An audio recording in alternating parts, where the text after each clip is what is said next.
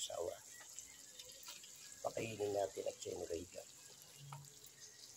At siya pupunta sa mamaya pagkatapos kong pagmeriendahin.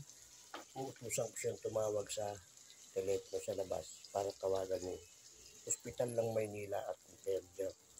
Itanong kung kailan ako pwedeng maoperahan sa mata. Yung labo ng dalawang mata ko.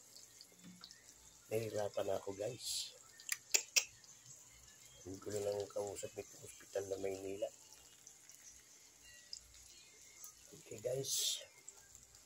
Tuloy natin itong saging. Pinirito natin sa ayan. At yun ang sarap niyan. Talagyan natin siya ng asukal. Iwiskal lang natin siya ng paganyang baho. Konti. Ayan.